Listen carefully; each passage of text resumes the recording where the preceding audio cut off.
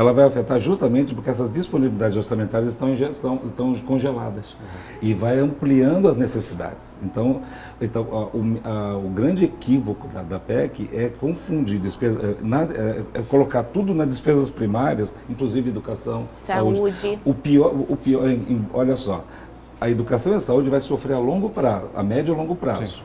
Mas o que vai sofrer a curto prazo e que não tem disponibilidade orçamentária prevista para garantir educação e saúde, o que não tem são os programas sociais. Por exemplo, como hoje, com a notícia de hoje eu comento, nós temos 30% da população, por exemplo, com acesso à radioterapia. Então isso é um desastre no campo da saúde, e fora os outros desastres. Sim. Congelando, né, essa população, esses 30%, quer dizer, ela vai começar a reduzir. Se não houver investimento, por exemplo, em compra de equipamentos de radioterapia, com essa população ampliando, com as novas necessidades que vão aparecendo... A gente vai viver um caos. Vai afundar. O saneamento básico, o saneamento básico não tem uma disponibilidade orçamentária. O governo tem que gastar tantos por cento do seu orçamento em saneamento básico. A situação de precariedade, que nesses últimos 10 anos não houve um investimento sério nisso, vai aprofundar muito mais a problemática de saneamento básico. Onde está dengue, zika, de onde também vem? Quer dizer, tudo bem, não só vem da questão do saneamento, mas ela é uma das grandes determinantes da proliferação de mosquitos, de endemias, etc. Quer dizer, a saúde vai sofrer, a educação vai sofrer com médio e longo prazo, mas os programas sociais vão levar um corte já na carne. A gente vai sentir isso na pele. Eu fico pensando assim, eu não vejo, assim, até estranho que não haja um movimento em prol dos programas sociais. Né? Sim. E programas sociais, não estou dizendo só Bolsa Família, não. São todos os investimentos de transferência de renda.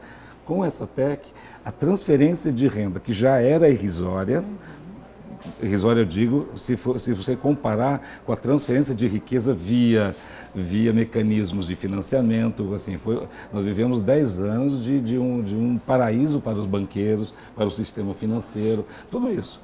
Agora o que acontece? Essa PEC ela vai aguçar muito mais, de um lado, a transferência de riqueza da população, isto é, uma concentração de riqueza, e por outro lado, ampliar essas necessidades não satisfeitas, quer dizer, na verdade ela vai favorecer, por não ter um programa de transferência de renda, assim, sérios, né? E transferência de renda não é só Bolsa Família, né? Isso nós temos que entender, mas outros mecanismos, nós vamos ter, na verdade, um grande empobrecimento populacional e com alta concentração de renda. E nós teríamos... Mais uma vez, a classe média e baixa que vai acabar... A classe média, ela vai ficar mais arrochada ainda. E nós teríamos alternativas para financiar, por exemplo, os gastos públicos hoje, obviamente com parcimônia, contendo os gastos públicos de forma racional, mas mantendo investimentos nas áreas estratégicas, sobretudo no campo dos direitos sociais. Isso. Por exemplo, o governo nos últimos tempos tem feito renúncias e isenções fiscais que são um desastre para o país. O governo abriu mão de um monte de receitas, isso não teve uma reversão positiva para a sociedade. Então, veja, nós drenamos bilhões para empresas, para setores da economia que não retornam em benefícios para a coletividade. Esse é um problema. Mas, claro, nós temos um problema da corrupção, mas muito mais grave do que a corrupção é o problema da sonegação. Nós teríamos que criar mecanismos mais eficientes para combater a sonegação. Por quê?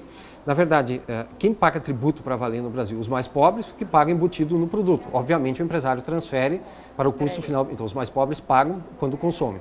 A classe média paga desmedidamente, principalmente quando tributada na fonte, nos salários. Os salários pagam tributos. Agora, você tem setores, por exemplo, pessoa física, por exemplo, você tem alguns setores, até mesmo da economia, não só os que recebem dividendos, mas também alguns setores de atividades econômicas que não pagam absolutamente nenhum tributo. Então, nós precisaríamos fazer aquilo que os governos sempre falam, mas não fazem, que é a famosa reforma tributária, ou seja, nós teríamos que ter mecanismos mais eficientes de arrecadação e ter uma distribuição mais justa no pagamento de tributos. Senão, você onera a classe média, tradicionalmente, e os mais pobres. E você não, veja bem, nos momentos de crise, é o momento de refazer o pacto social e dizer o seguinte, olha, quem tem que pagar mais? Obviamente são as pessoas mais ricas. São aqueles setores que podem contribuir mais.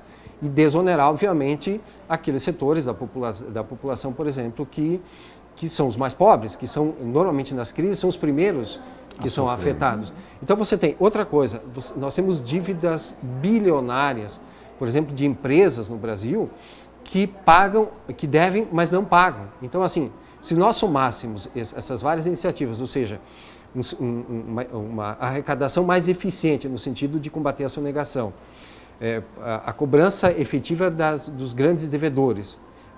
Nos municípios é a mesma coisa, você tem grandes devedores que comprometem as receitas do município, mas não pagam. Então, essa é uma outra forma. A reforma tributária é fundamental para ter um sistema mais justo de arrecadação no país. Fazer com que... a reforma da Previdência? A reforma da Previdência, ela precisa ser discutida, é o problema de novo, a população está envelhecendo, mas a reforma da Previdência precisa ser discutida com a sociedade. Mas seria uma solução... Não é uma discussão meramente técnica, ela tem que passar pela discussão pública. Observe, por exemplo, há uma ideia circulando, por exemplo, de você estabelecer como, por exemplo, você estabelecer uma idade mínima para todo mundo. Ok. Pergunta o seguinte, pergunta para o pedreiro, o servente de pedreiro, o trabalhador na pequena propriedade, se ele tem estrutura física e saúde, por exemplo, para trabalhar até os 65 anos na sua atividade. Normalmente, aos 40 anos, um pedreiro, um servente de pedreiro, ele já tem um comprometimento físico imenso, porque ele trabalha sob o sol escaldante e tem um comprometimento do organismo. Então, assim, nós temos que pensar uma reforma da Previdência com parcimônia, com amplo debate na sociedade, e não é coisa só para o Congresso, e não é coisa para economistas. Esse é um ponto importante. Sim. Precisamos ser responsáveis nos cálculos, nós precisamos discutir que modelo de sociedade nós queremos. Se nós voltarmos lá atrás, por exemplo, a aposentadoria do homem do campo, o trabalhador do campo, ele não contribui regularmente, do ponto de vista da contribuição para o INSS, por exemplo, como um trabalhador assalariado. Certo. Mas ele é que coloca 90% da comida na nossa mesa. Ele tem outras formas de contribuição e, portanto, nós nos tornamos um país mais justo desde 88, exatamente em função desse projeto que se fez para o país. Nós precisamos equilibrar a nossa capacidade de financiamento, mas não podemos abrir mão da justiça social, de um país mais justo. Por isso que não é uma questão só de economia. E a justiça não se dá colocando todo mundo na mesma chapa. Igualando... Não, ela tem... 65 para todo mundo, acabou esse é o critério, eu nivelo todo mundo. Aí faz o fator previdenciário, soma a idade, o tempo de contribuição com o tempo de idade e cálculo. Não é uma matemática. Exato. É isso que sem passar por uma discussão pública, não tem legitimidade uma reforma dessa, ao nosso entender. Né? E nós estamos falando aqui de política, né? A economia é importante, claro, a conta precisa fechar, mas fundamentalmente isso é um debate político.